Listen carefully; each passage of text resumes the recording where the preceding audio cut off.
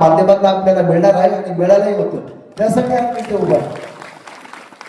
बदलण्याच्या काळात काही गोष्टी घडल्या गेल्या, माझा पक्ष दुभंगला गेला आणि त्याचा आज बॅड इफेक्ट असा आहे की अतुल शेठ सारखा एक चांगला व्यक्ती, एक चांगलं उत्तुंग असं व्यक्तिमत्व, अभ्यासू व्यक्तिमत्व आज आपल्याला आमदार म्हणून नाही येत. ते पदाने नसले तरी कार्याने आजही अतुल शेठच आमदार आहे.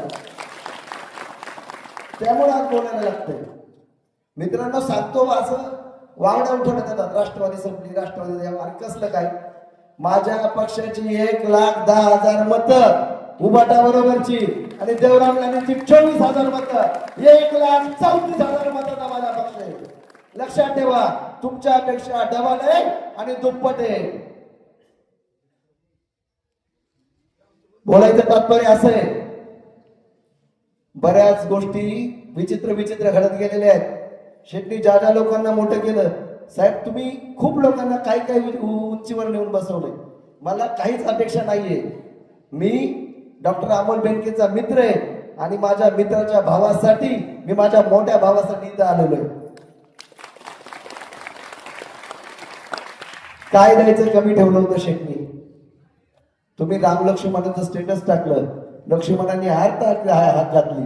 अरे राम शेवटच्या दिवसापर्यंत लक्ष्मणासाठी थांबला होता, परंतु लक्ष्मणाने काय ऐकलं नाही.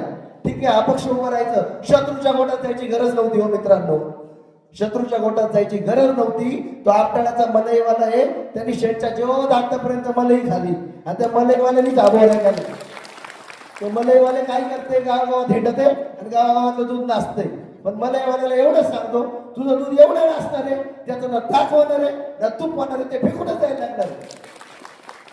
असं गावागावात घाण करायची सोडून द्यावी. आमच्या गावात घुसत आहे, ह्या गावात घुसत आहे, तू तुझ्या गावापुरतं बघ, तुझ्या गावात किती वोटिंग देता येते तेवढं बघ, तुझ्या गावात घड्याळाकडे सरळ राहील.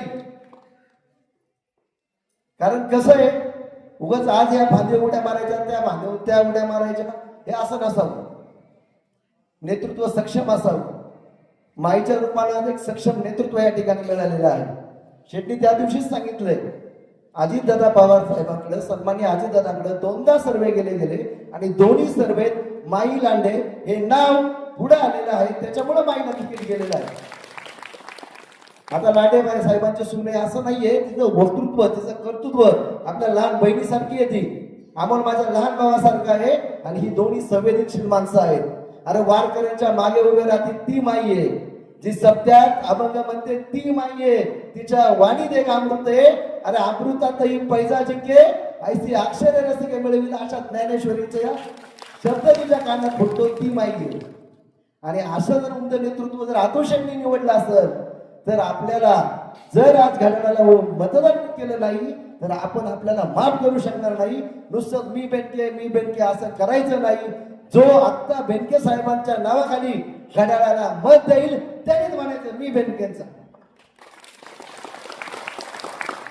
लक्षात ठेवा, उद्या 2029 ला अतुल शेठ बेनकेंना जर आमदार करायचं असेल तर त्या आमदारकीचा पाय आपल्याला आपल्या झडपीच्या माध्यमातून आधी बांधायचा आहे. आणि त्याची जर मुहूर्तमेढ रुजवायची असेल तर आपण ही केली आहे.